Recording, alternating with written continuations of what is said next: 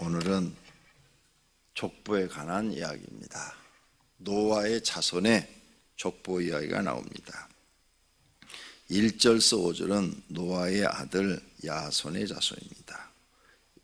노아의 아들 야벳의 자손이고 6절에서 14절은 함의 자손, 노아의 아들 함의 자손, 15절에서 20절은 그 함의 아들 가나안의 자손, 그 다음에 21절에서 31절은 셈, 함, 야벳 그랬는데 오늘 족보는 반대로 야벳, 함, 셈 이렇게 기록이 됐어요. 셈의 자손입니다. 32절은 노아의 자손과 민족 현석입니다. 자, 오늘 족보 뭐 특별한 의미가 없어요. 그냥 하나님이 노아와 그 자손들에게 생육하고 번성하라, 땅에 충만하라, 아담과 하에 했던 이야기를 또 그렇게 얘기를 했지요. 그래서 그들이 이제 자녀를 낳기 시작하는데 번성하기 시작합니다. 노아와 아브라함까지 연대가 약 1000년입니다. 1000년. 1000년 동안 이들이 퍼져서 자녀를 낳아서 이제 나라들을 형성합니다. 이 시대는 학교가 없습니다. 글자가 없는 시대입니다. 글자는 모세 시대 때부터 생기기 시작했습니다. 그래서 이 시대는 글자가 없어요. 학교가 없어요. 태어날 때 이때 태어났어야 됩니다. 학교가 없는 세상. 이 시대는 뭐만 필요하면 먹고 사는 것만 필요한 겁니다. 공부는 필요 없어요. 글자가 없으니까 그냥 먹고 살기만 하면 되는 거예요. 그리고 막 이렇게 성공하고 무슨 왕이 되고 무슨 과장이 되고 뭐 이런 게 필요 없어요. 그냥 농사 지어서 먹고 살면 되고 양 뭐 이렇게 동물 키워가지고 먹고 살면 되는 거예요. 없으면 나가서 그냥 들에 있는 거 잡아 먹으면 되는 거고, 그냥 땅 돈 주고 살 필요가 없어요. 그냥 걸어가서 여기 살자 그러면 거가 내 땅이요. 요때 태어났어야 되는데 여러분은 시대를 잘못 태어났어요. 땅 한 평도 다 돈 주고 사야 되는 시대에 태어난 거죠. 이때를 보면 그래요. 그러니까 생육하고 번성할 수밖에 없죠. 왜? 그런데 신경 안 쓰고 그냥 먹고 살기만 하면 돼요. 자녀 100명 낳아도 돼요. 양 많이 키우고 나가서 사냥해서 먹고 살면 되고, 그 다음에 농사 먹을 만큼만 지어가지고 그냥 살면 되니까 참 편한 세상이죠. 이때가 정말 편한 세상이에요. 먹고 살기만 하면 되니까. 그럼 뭐 몇백 년 살아도 뭐 별로 문제될 게 없어요. 지금은 다릅니다. 지금은 자녀를 낳으면 학교도 보내줘야 되고, 그렇죠? 그 다음에 또 집을 살래도 다 돈 주고 사야 되고, 여기는 집도 돈 주고 안 사요. 아무 땅이나 가서 천막 치고 요거 내 것 그러면 다 내 것이 되는 거예요. 좋은 세상이라니까요. 과거로 돌아간다면 노아 시대로 한번 꼭 가서 사시기를 바랍니다. 그런 일은 없지만 한번 요즘 뭐 그런 과거로 돌아가는 시간 여행이라는 영화들이 많이 나오니까 그래서 이렇게 많이 나요. 그런데 지금 현대는 그러지 않죠. 지금은 자녀가 태어나면 먹여줘야 되고 학교 보내줘야 되고 뭐 이것저것 필수품 다 사줘야 되고 다 돈이요. 이 시대는 돈도 없었습니다. 물물교환입니다. 물물교환. 돈이라는 게 없어요. 그러니까 뭐 상대 뭐 곡식이 필요하면 내 양 몇 마리 주고 그만큼 또 곡식을 받고 이런 시대란 말이에요. 요즘과 그 시대는 다르다. 이걸 아시고 말 나온 김에 우리 교인들한테 제가 깨달은 것을 가르쳐 드리겠습니다. 생활이 어려운 분은 자녀를 하나만 낳으세요. 조금 밥 먹고 살만하면 둘만 낳으시고, 이미 낳으신 분들은 어쩔 수 없어. 낳았는데 그거 어떻게 이제 그냥 살아야지. 그 다음에 돈 좀 많이 버시는 분들은 낳고 싶은 대로 낳으세요. 정말이에요. 가난한 사람이 생활의 수입이 200~300만 원 되는데 둘을 낳아도 키우기 어렵습니다. 평생 손에 돈이 모아지질 않아요. 돈이 생기면 우리는 1차로 쓰는 게 자녀한테 씁니다. 그러죠? 돈 생기면 무조건 첫째가 자녀한테 써요. 그 다음에 자녀 다 해주다 보니까 나는 여유가 없습니다. 평생 그렇게 사셔야 돼요. 그래서 셋을 낳으면 어떻게 되냐? 평생 쪼달립니다. 그러니까 지금 젊으신 분들 국가에서 나라 군다고 다 낳았다가 여러분 인생 망칩니다. 평생 돈에 시달립니다. 믿음이 너무 좋으셔서, 나보다 좋으셔서 많이 날라 하는지 모르지만, 내가 지금 청년부 목사님 구한이라고 이력서를 받고 있어요. 그런데 보니까 자녀가 다 셋씩이야. 다 셋. 깜짝 놀랐어요. 목사님들은 자녀 셋 낳으면 평생 가난에서 못 벗어납니다. 교인 200명 모아도 가난에서 못 벗어납니다. 나처럼 이렇게 한 1000명 넘어가면, 몇천 명 되면 괜찮습니다. 근데 저는 그러기 전에 아예 이런 걸 청년 때 깨달았어요. 청년 때. 왜? 부모가 날 낳았는데 학비를 대주지 못하니까 그때 깨달은 거예요. 부모는 애 낳는 것만이 중요한 게 아니다. 낳으면 대학교까지는 어떤 일이 있어도 보내줘야 된다. 이걸 청년 때 깨달았어요. 그래서 나는 결혼하면 절대로 하나나 둘만 낳을 것이다. 그리고 내가 낳은 자식은 내가 책임진다. 책임지지 못할 자식을 내가 뭘로 낳느냐. 나도 고생, 자식도 고생. 이렇게 생각을 했어요. 근데 내 생각이 맞았어요. 맞았어. 그러면 지금 젊으신 분들 중에서 셋 낳으신 분들 어떻게 하느냐? 시키는 대로 하세요. 부부가 나가서 돈 버세요. 안 그러면 여러분은 평생 돈에 시달립니다. 정말이요?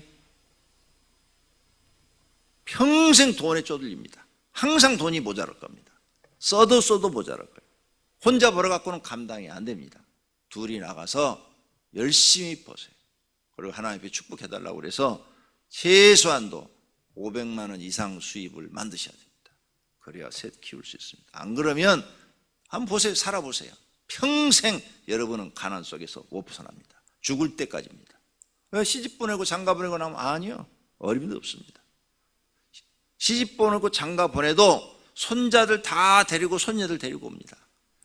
그럼 다 돈 줘야 되는 겁니다. 다 돈. 다 돈 줘야 돼. 돈 안 주고 될 것 같습니까? 이 요즘 애들이 얼마나, 어르신들이 다 그 얘기를 해요. 내 친구들 벌써 손자가 초등학교 다니는 애들이 있어요. 다 내 나이에 셋, 넷 이런 애들이 있어요. 그 얘기를 해요.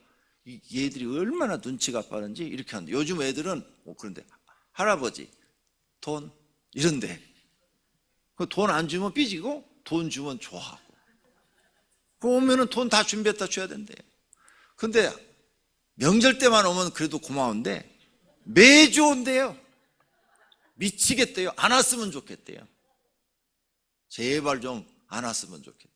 그런데 오는데 어떻게 하느냐. 오는데 평생 가난 못 면합니다. 나온 김에 가르쳐 드립니다.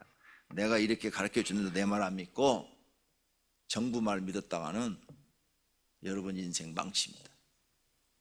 정말이니까 지금 셋 낳으신 분들은 부부가 나가서 평생 일할 수 있는 직장을 구하십시오. 아니면 평생 일할 수 있는 그런 직업을 만드셔야 됩니다. 그래서 평생 나가서 버셔야 됩니다. 정말이에요. 자식들이 효도해서 갖다 주리라 생각도 하지도 마세요. 우리 시대는, 그리고 우리 이후 시대는 자식이 부모를 공경하는 시대는 끝났습니다. 어른들이 이렇게 말을 해요. 결혼해서 돈만 안 가져가도 살겠대요. 어른들이 하는 얘기가 돈만 안 가져가도 살겠대요.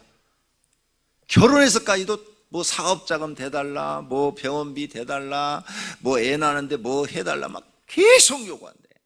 여기 결혼해서 지금 자식 키우신 분들 다 그럴 거 아니에요. 그거 못 해주면 또 속상하고.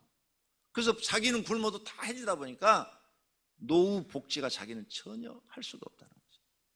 그래서 요즘 계속 신문에 나오고 뭐 이런 거 들어보니까, 그래가지고 자식들한테 시달려서 부모들은 거지되고 막 이런 사람들이 너무 많이 나오더라고요. 내가 말 나온 김에, 족보 나온 김에 가르쳐 드린 거예요. 내가 여러분 주변에 젊은 사람들이 많이 그냥 생각 없이 아이를 낳았는데 좋지요. 아이가 많으면 가정이 막 들어가서 이렇게 바글바글하고 좋지요. 그런데 경제적으로는 평생 쪼들림을 받아야 돼. 이런 걸 여러분이 아시고 사셨으면 좋겠습니다. 두 번째로, 오늘 여기 노아가 축복한 대로 이루어져요. 야벳의 자손은 어디 사는가 하면 지중해 연안 바닷가 부근으로 쫙 퍼져 삽니다. 그래서 유럽까지 퍼져 살지요. 그래서 나중에 보면 유럽 사람들이 이 야벳의 후손입니다. 지중해 연안에 살았어요. 그 다음에 함의 자손은 가나안은 말 그대로 가나안 땅, 지금 팔레스타인, 거기가 산 겁니다. 가나안의 후손. 그래서 저주를 받았기 때문에 결국은 이스라엘한테 전부 다 점령당해서 다 망해버리죠. 가나안이. 팔레스타인이 바로 성경에 나타난 그 팔레스타인이 가나안 자손이 살고, 그 가나안 자손이 그 팔레스타인 밑으로 이제 사우디아라비아와 이집트와 에티오피아 거기까지 살았다. 학자들이 연구한 기록을 보니까 그렇게 써놨어요. 그러니까 아프리카 북쪽 부분이에요. 아프리카 북쪽 부분에 살았다. 그래서 그들은 나중에 뭐 더운 데 살아서 그런지 어쩐지 모르지만 피부가 새카매져서 종이 되었다. 셈 자손은 어디 살았느냐? 유브라데스강, 티그리스강, 그 부근에 살았다. 그 부근에, 강줄기 부근에서 쭉 살다가 그들이 나중에 어떤 민족을 이루느냐? 히브리 민족과 아라비아 민족을 이루었다. 그래서 히브리 민족의 조상이 누구냐? 아브라함 위에 테라. 그래서 결국은 그들이 가나안 땅을 점령했다. 학자들이 그렇게 써놨어요. 여기에 축복이라는 거 어제 아침에 설명을 드렸는데 굉장히 중요합니다. 여러분이 앞으로 일생을 살면서 중요한 거, 축복. 노아가 잘못했는데 노아가 축복한 대로 됐어요. 성경에는 이게 여기만 나오는 게 아니라 계속 구약 성경을 읽어보면 부모가 축복한 대로 자식이 이루어집니다. 여기뿐만 아니고 전체가 그래. 그러니까 성경은 하나님의 어떤 말씀을 딱 법으로 만들어 놓으면 그 법이 그대로 살아서 움직이는 거예요. 지금도 마찬가지다. 그러니까 부모님들은 아무리 화가 나도 자식 저주하지 마라. 자식한테 성질 부리고 막 개새끼, 소새끼, 연병할 놈, 돼질 놈, 빌어먹을 놈, 이런 얘기 하지 마라. 여러분이 입에서 나오는 그 욕이 다 저주가 돼서 자식한테 돌아간다. 아무리 화가 나도 자식 저주하지 마라. 자식뿐만 아니라 사람은 가능한 남을 저주해서는 안 됩니다. 할렐루야. 네. 그래서 자식한테는 정말 그래라. 그 다음에 자녀들은 복 받으려면 어제 말씀처럼 부모가 나한테 잘해줬든 못해줬든 무조건 공경해라. 무조건. 부모가 나한테 못해줬는데 내가 부모를 공경하면 하나님께 더 인정받는다. 더 인정받아요. 부모가 나한테 잘해줬는데 내가 공경하는 것은 당연할 일이죠. 당연히. 그렇죠? 그런데도 공경한다, 불공경한다, 공경하지 않는다고 말이죠. 그렇게 되면 어떻게 해요? 그건 저주받을 자식이 되는 겁니다. 부모가 나한테 잘해주었는데도 내가 공경하지 않으면 그건 저주. 자기 인생에 무슨 일이든지 되지 않습니다. 나와 여러분은 하나님이 도와주지 않으면 절대로 안 됩니다. 그러면 지금 내가 무슨 일이 잘 안 돼요. 잘 안 돼. 어떻게 생각해야 돼? 성경으로 생각해야 돼. 세상 지식으로 생각하지 말고 하나님이 나를 도와주지 않는 것입니다. 하나님이 나를 돕지 않는다는 말을 성경 용어로 풀면 하나님이 나를 축복하지 않는다 그 말이에요. 하나님이 나를 축복하지 않는 이유가 뭘까? 그걸 찾아내셔야 돼. 내 마음이 잘못돼서 그럴까?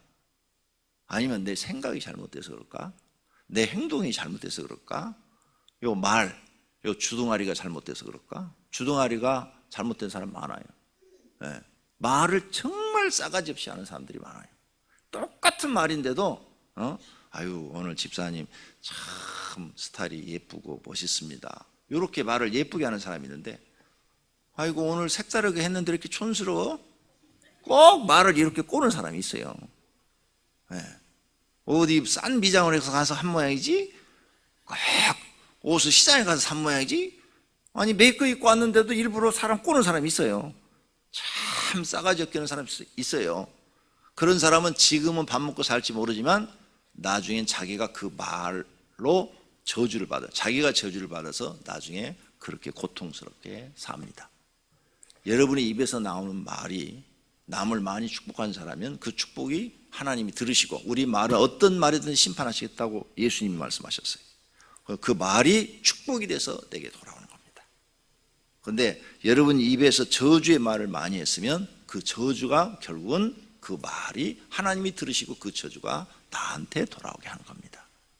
그러니까 어떤 말을 하든 성경적으로 하셔야 돼요. 성경적으로.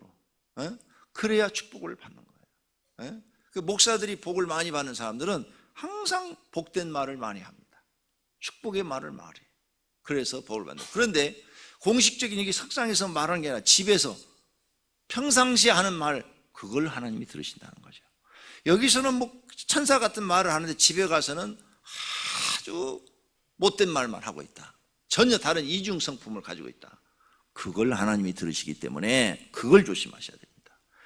분명히 예수님이 말씀했어요. 너희가 무슨 무익한 말을 할지라도 심판을 받느니라. 무익하다는 것은 뭐예요? 복된 말이 아니라는 거예요. 쓸데없는 말이라는 거예요. 쓸데없는 말을 너희가 할지라도 하나님이 심판하겠다고 했어요. 농담도 조심하십시오. 농담도 지나치면 농담이 아닙니다. 농담이 아니라 상대방을 무시하는 게 되는 겁니다. 농담도 받아주는 사람이 정색을 하면 그건 농담이 아니에요. 그것은 상대방을 갖고 놓은 겁니다. 그러니까 그것도 심판을 하시겠다는 거예요.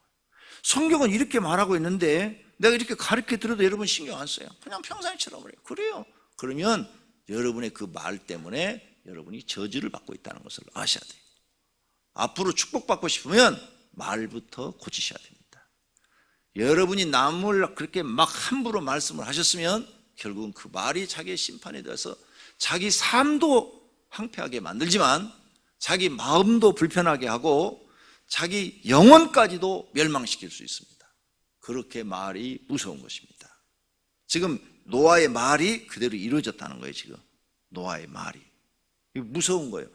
이것만 아니라 성경 구약을 내가 연구해 보니까 전체가 그렇다. 전체가 하나님은 하나님 입에서 나온 모든 말씀은 세상에 지금 그대로 그 법이 적용되고 있더라. 얼마나 무섭습니까? 그래서 여러분 이제 교회 나와서 새로운 지식을 배우는 거예요. 무슨 법? 하나님의 법을 지금 배우는 거예요. 이런 게 다 하나님의 법인 거죠. 하나님의 법. 그러니까 지금부터 복 받고 싶으면 여러분이 손해를 볼지라도 남한테 자꾸 복된 얘기를 하세요. 복된 얘기. 아이고 그 사람이 나한테 막 했어. 아유 그 사람이 나는 하나님 잘 믿고 구원받고 복 받았으면 좋겠어. 그 사람이 나한테 막 말을 신분을 하고 함부로 하고 막 나를 저주하고 그래도 나는 그 사람이 영혼 구원받고 잘 됐으면 좋겠어. 이게 예수님이 우리에게 가르친 마음이에요. 그죠? 그 사람이 나한테 욕을 하든 뭘 하든 그 사람 예수 믿고 구원받고 복 받았으면 좋겠다. 그러면 나는 내 말을 하나님이 들으시고 나한테 복을 주시는데 상대방은 계속 나를 저주하고 욕하고 흉보니까 그 말이 자기한테로 돌아가서 자기가 저주를 받게 된다. 그 말이에요. 그 말 뜻이 너희가 무슨 무익한 말을 하든 심판을 받으리라. 이 말씀이 그대로 살아있다고 말이에요. 살아있어. 얼마나 무서운 말인지 몰라요. 그런데 너무나 성경을 모르는 거야. 아무리 가르쳐줘도 몰라. 그냥 속이 터져. 아이고 저 사람 진짜 교회를 다니다 헛다니는 사람이다. 머릿속에 하나님의 말씀을 집어넣지 않고 도대체 세상 것만 가지고 저렇게 사니 저 사람이 잘 될 리가 없지. 이런 생각이 듭니다. 꼭 기억하시기를 바랍니다. 그래서 여러분이 앞으로 해야 될 게 부모 공경하는 것, 그 다음에 여러분이 또 우습게 생각하는 게 목사 중에서도 여러분은 그 교회 담임 목사, 어느 교회를 가든지 여러분 오병이어로 보낸 것은 권영구한테 보낸 것이지 저 부목사님들한테 보낸 거 아닙니다. 하나님이 오병이어로 여러분을 영혼을 인도했어요. 전도에서 왔던 뭘 했던 일로 인도했어요. 성령의 인도가 있기 때문에 여기 오신 거예요. 그것은 권영구한테 보낸 거지 저 부목사님들한테 보낸 거 아니에요. 저분들이 담임 목사 되기 전에는 저분들 양 아니에요. 권영구 목사한테 보내준 거예요. 그래서 권영구를 통해서 너희는 영의 양식을 공급받고 거기에서 너희 영혼이 살아나고 너희가 하나님을 만나고 하나님의 은혜를 받고 복받으라는 얘기예요. 그래서 모든 부목사는 담임 목사의 신앙과 사상을 가지고 여러분한테 가서 하는 거예요. 내가 이렇게 막 성령운동을 일으키고 말씀을 열심히 가르치는데 부목사는 가서 반대 얘기를 했다. 안 되는 겁니다. 절대로 안 되는 거예요.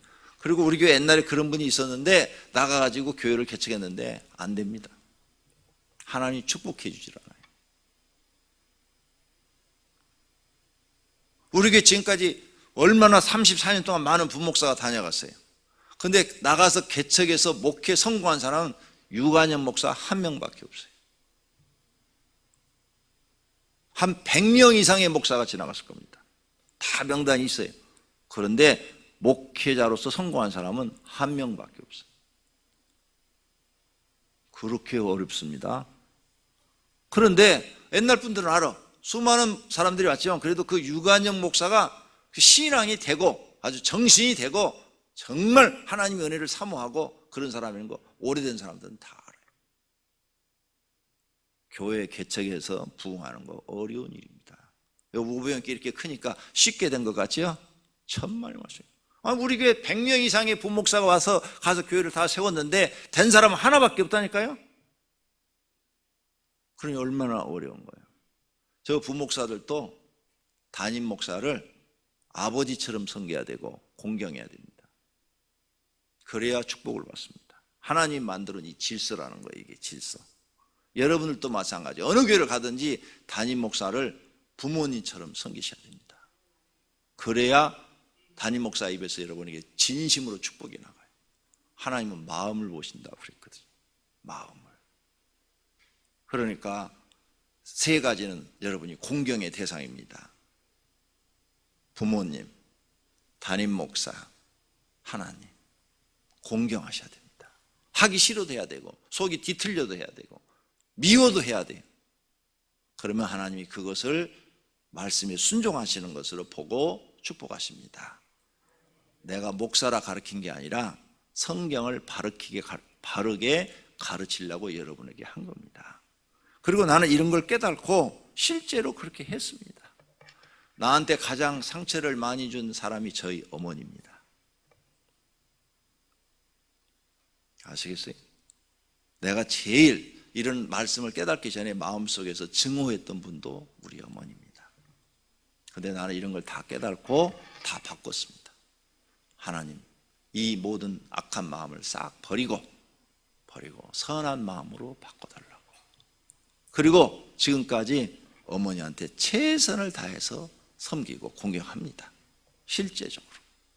그랬더니 우리 어머니도 나한테 난 부르자식이라고 생각하고 있는데 효자라고 말씀하시고, 그저 모든 주변에 오는 사람들 야단만 하는데 나만 가면 나한테는 야단 안 하셔요.